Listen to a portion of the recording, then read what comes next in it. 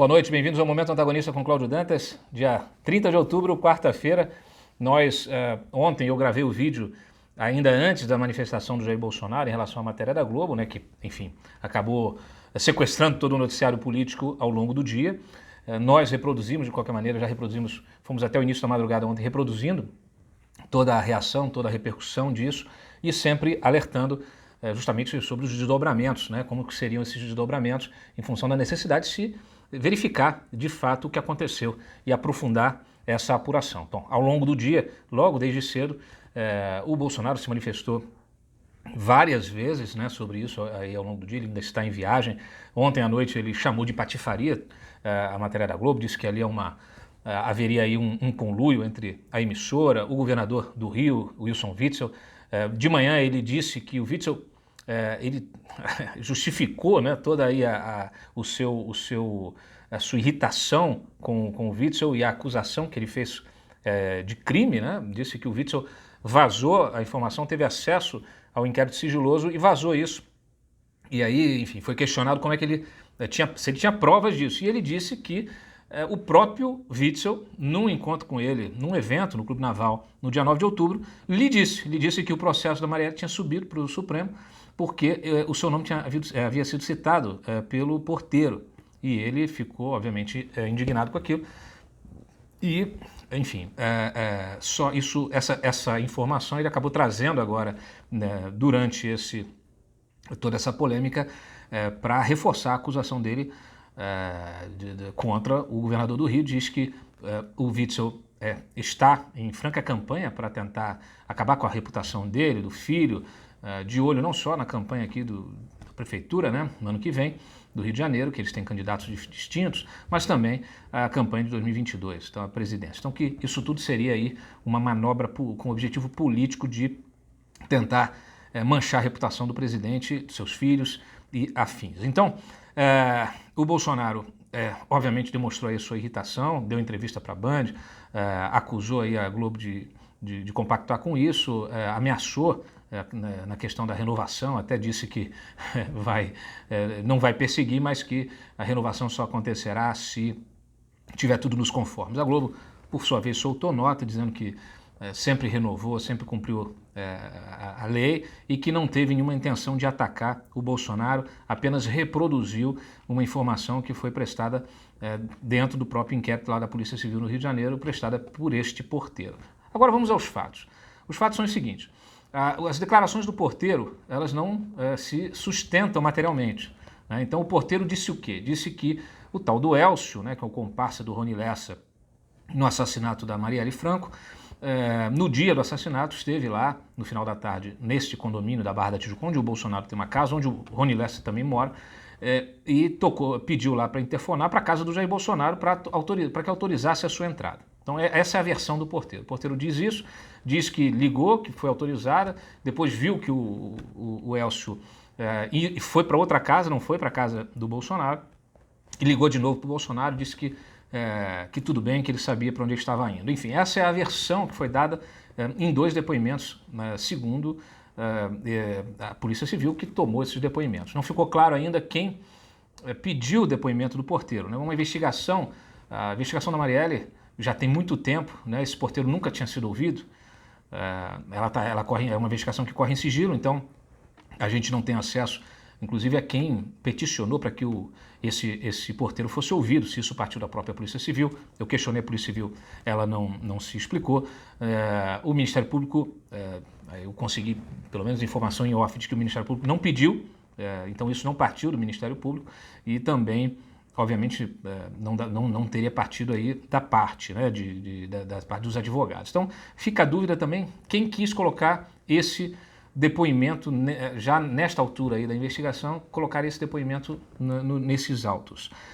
Uma vez que foi citado, que o Bolsonaro foi citado, isso subiu aqui para a PGR, para o STF, né? Então, há vários aspectos que precisam ser tratados, destacados nessa questão. Ainda em relação aos fatos, os fatos, eles, como eu disse, o que ele diz não se sustenta faticamente, não se sustenta nos fatos. E aí o próprio Carlos Bolsonaro fez o papel do Ministério Público, se antecipou ao Ministério Público, que no período da tarde deu uma coletiva, né? Então o Carlos Bolsonaro foi ao Twitter, pediu acesso aos registros do condomínio, aos registros de voz do interfone, né, desse registro, desse pedido que o porteiro, desses contatos que o porteiro faz para autorizar as entradas. Então tem lá toda uma planilha com o registro, não só o registro escrito, mas o registro eletrônico dessas ligações com o conteúdo. Então, como ele mora lá também, ele pediu acesso a isso, gravou, divulgou isso no Twitter. E, de fato, o que tem de registro sonoro, quer dizer, o pedido de acesso e a liberação do acesso, não corresponde em nada. O que tem é o porteiro entrando em contato com o Rony Lessa, a casa do Rony Lessa, e o próprio Rony Lessa autorizando a entrada do Elcio. Então não tem nada de Bolsonaro nessa questão, né? Então não se sustenta. É difícil saber, agora, nessa altura do campeonato, se saber o que levou o porteiro a fazer isso. Mas o porteiro mentiu.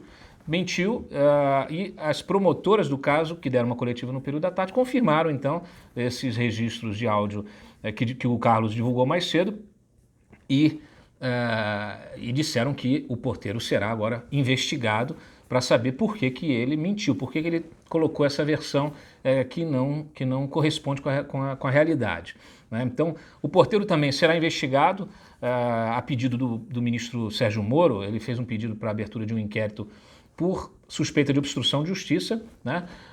Esse pedido foi encaminhado ao Aras, e o Aras determinou então a abertura dessa investigação. Ele poderá inclusive ser enquadrado em crime contra a segurança nacional, que é você fazer uma acusação contra o presidente da República, né?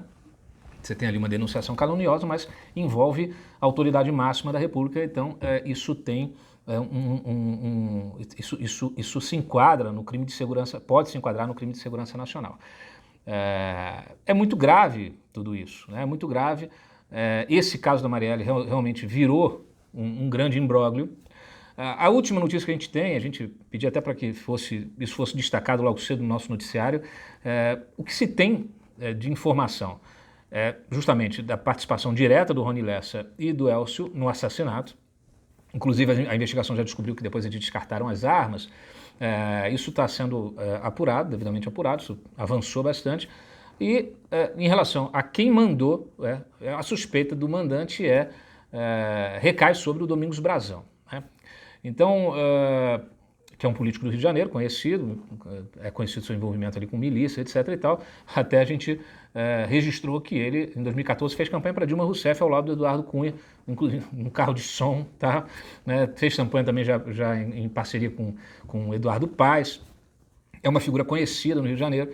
Ele nega envolvimento, ele está envolvido em outros problemas no Rio de Janeiro, em outras investigações, mas a Raquel Dodge, a própria PGR, deixou aí antes de sair do cargo, ela deixou ali um parecer em que, então, ela diz que as suspeitas, né, não há nada comprovado, as suspeitas de quem foi o mandante disso recaem sobre o Domingos Brazão, mas isso também precisa ser aprofundado. O fato é que não havia, né, nenhuma. É preciso que qualquer investigação, qualquer crime, você precisa de motivação, né? Você precisa de um mínimo de motivação, você precisa de algum tipo de conexão com o fato. A Marielle era uma vereadora, ela não tinha nenhum destaque nacional, não tinha nenhum tipo de problema, né, político com o Bolsonaro, né? Então é muito distante de fato qualquer coisa que levasse, pelo menos sugerisse uma motivação. E é diferente do caso aí do Brazão, pelo menos é o que se tem das investigações, porque há muita disputa de território em relação justamente às milícias, né, as brigas que existem entre milícias e facções, todo o ativismo na Marielle nessa seara aí. Então, de fato, não haveria sentido, né, numa coisa.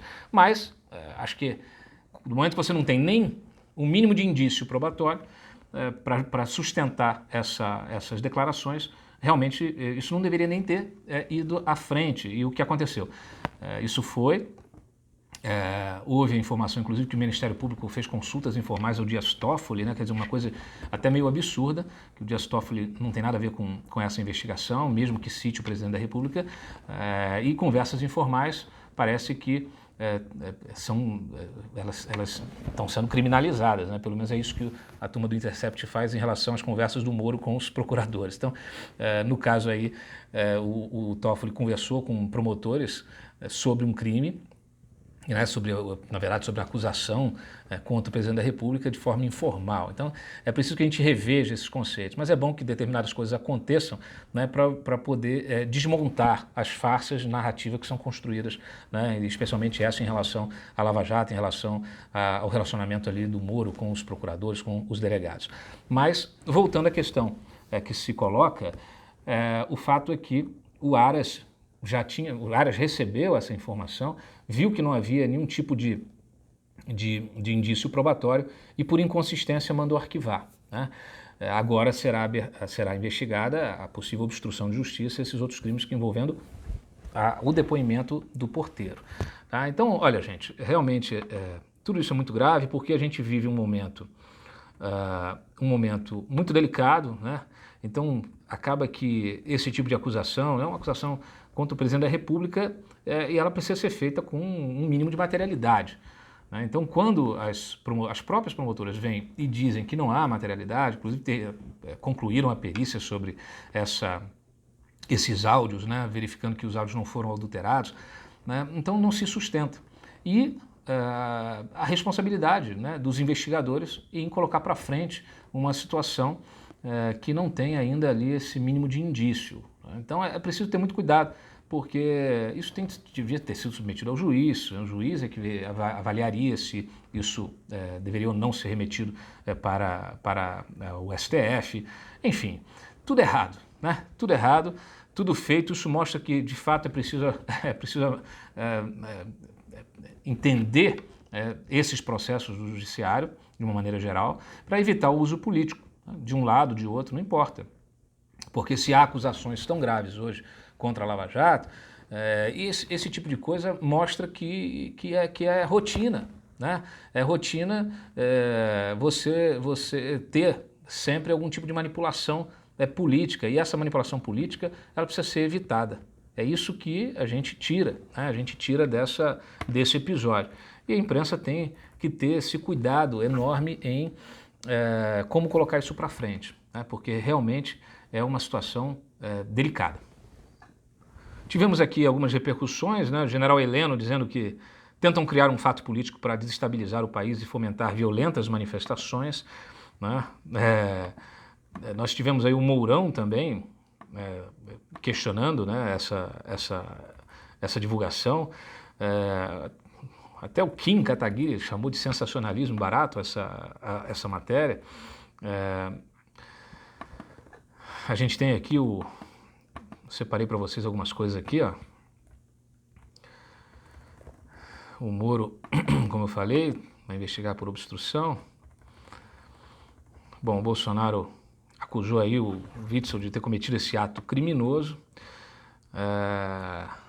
E é isso, né? Então vamos em frente no nosso noticiário aqui. A gente teve depoimento do Frota na CPI das fake news, descobrimos que o Frota pediu para ser convocado, né? Então ele fez várias acusações contra o Carlos, contra os filhos do Bolsonaro, na linha de sustentar a tese de que existe uma milícia digital que é utilizada aí para destruir reputações de inimigos políticos, né?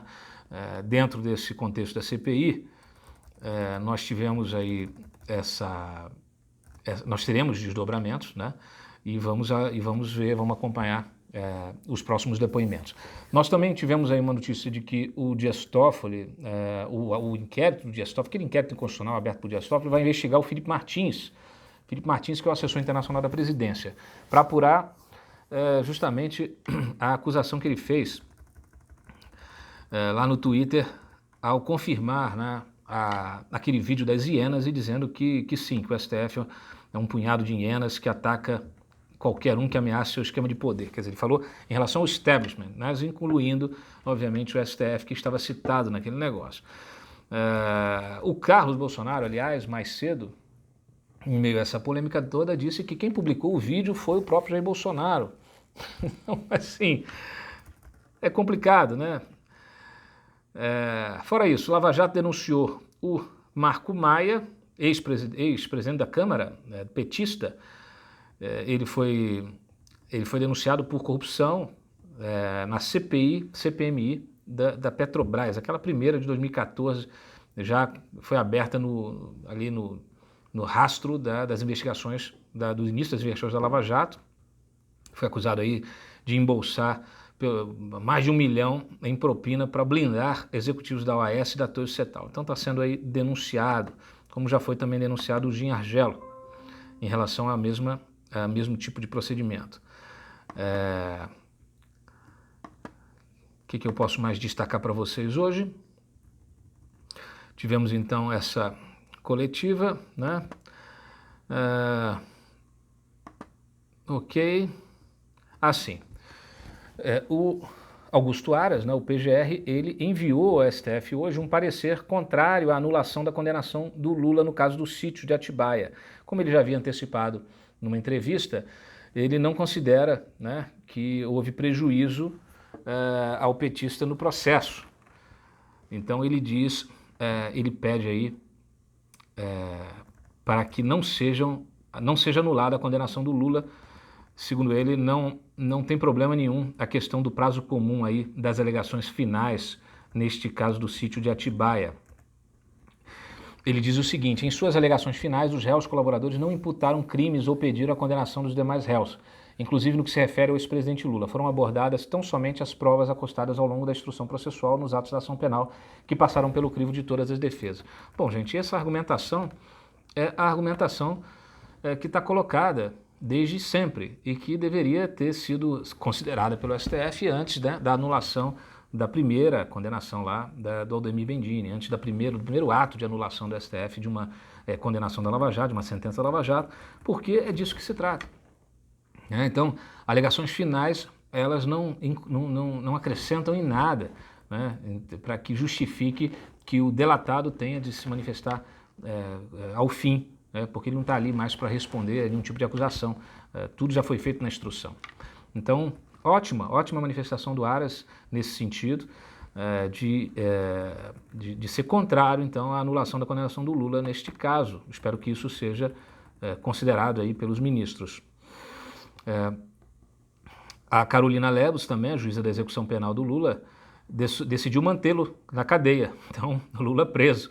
É óbvio que ela está aqui cumprindo uma decisão do próprio STF e então ela coloca aqui na sua decisão para que o Lula fique na cadeia até que a segunda turma decida sobre a anulação do processo do triplex, né, por suposta suspeição de Sérgio Moro.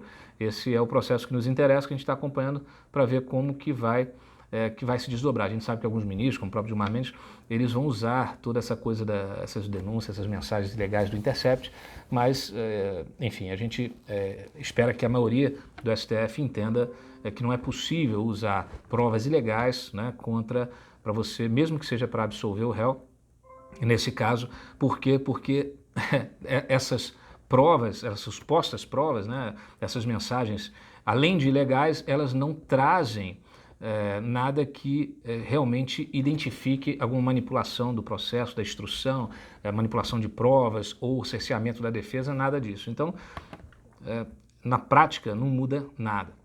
Vamos ver como é que o STF vai tratar essa questão. Bom, já falei aqui do porteiro.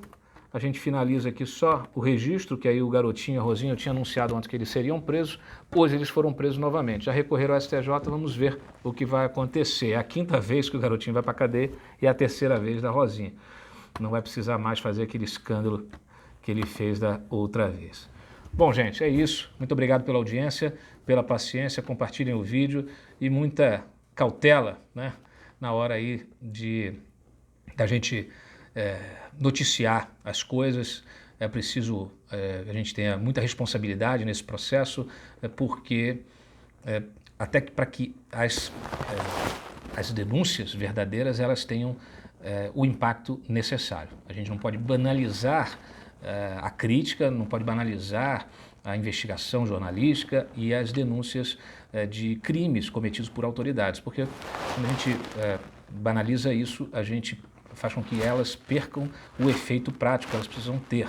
e político nenhum pode usar isso também, né, usar esse temor, né, esse espírito aí ou essa argumentação, essa narrativa de perseguição, que é tão comum à esquerda, aliás, né, como blindagem para qualquer ilegalidade que surja, que possa surgir envolvendo qualquer integrante do governo, qualquer integrante de qualquer poder, né? Então, ótimo que hoje existam as redes sociais, que a informação circule livremente, que assim continue, para que nós possamos, todos nós, possamos verificar sempre com cautela, pegar uma informação de um lado, pegar de outro, como eu sugiro sempre para vocês, a opinião de um, a opinião de outro, para você formar a sua própria opinião e também em relação aos fatos, né? Muitas vezes a gente se engana, mas a gente tem que sempre ter a disposição de corrigir o erro e tentar acertar sempre, né? Sempre com o espírito público de tentar trazer a informação de mais crível, né? De maior credibilidade para vocês que consomem essa informação e que precisam tanto dessa informação para poder tomar aí as suas decisões e formar a sua própria opinião. Então, mais uma vez aí agradeço e a gente se vê amanhã em mais um Momento Antagonista. Tchau.